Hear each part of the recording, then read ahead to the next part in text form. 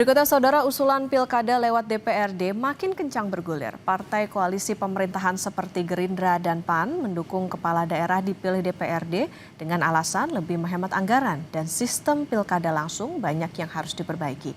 Sementara PDI Perjuangan menolak karena dinilai menghilangkan hak rakyat untuk menentukan pilihannya.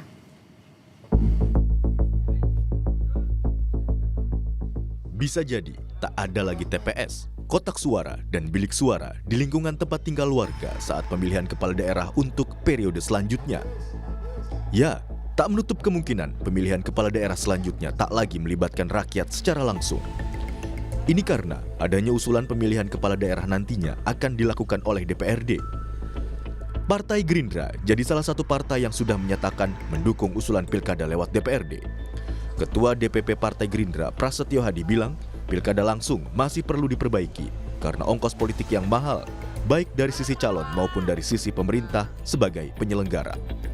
Di wali kota maupun gubernur itu ongkosnya sangat besar.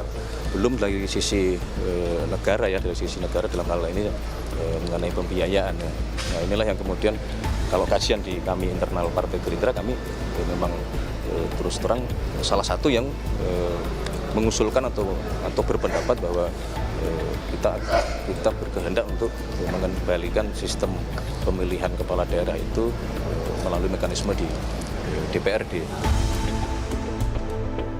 Partai Amanat Nasional juga dukung pilkada lewat DPRD. Wakil Ketua Umum PAN yang juga Wakil Ketua MPR, Edi Suparno, menilai usulan pilkada lewat DPRD sudah sesuai dengan sila keempat Pancasila. Edi bilang, usulan pilkada dipilih melalui DPRD tidak bertentangan dengan konstitusi dan opsi tersebut layak dikaji dalam upaya perbaikan kualitas demokrasi di Indonesia.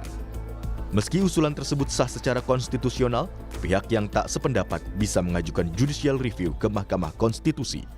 Memang saya akui bahwa jika masyarakat publik sudah diberikan hak untuk memilih langsung, dan itu kemudian haknya diambil, saya kira akan menimbulkan berbagai masukan ya yang menghendaki agar itu tetap melekat pada mereka. Tapi juga kalau kita lihat eksesnya, itu kita harus perhitungkan juga dampaknya itu ternyata membawa dampak negatif terhadap pendidikan politik bagi masyarakat, karena masyarakat hanya disuguhi amplop atau sembako untuk memilih siapapun yang akan menjadi calon kepala daerahnya. Dan jangan lupa juga, saya bicara sebagai pimpinan MPR, bahwa kalau kita bicara pemilihan secara keterwakilan itu ada dalam sila keempat dalam Pancasila kita, musyawarah untuk mufakat.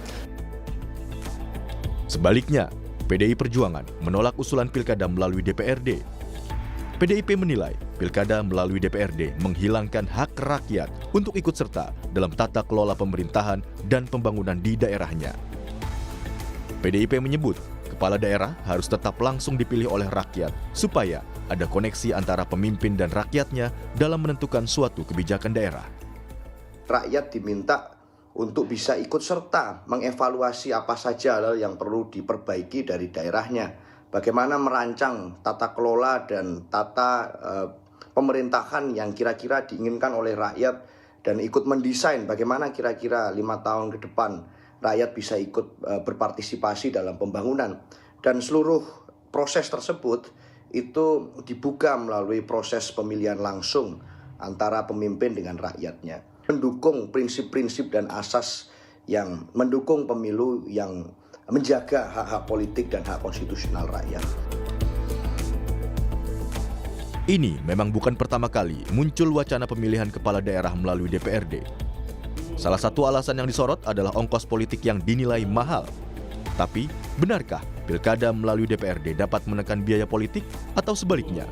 Pilkada oleh DPRD menjadi kemunduran demokrasi Indonesia dengan hilangnya hak rakyat memilih langsung pemimpinnya. Tim Liputan, Kompas TV.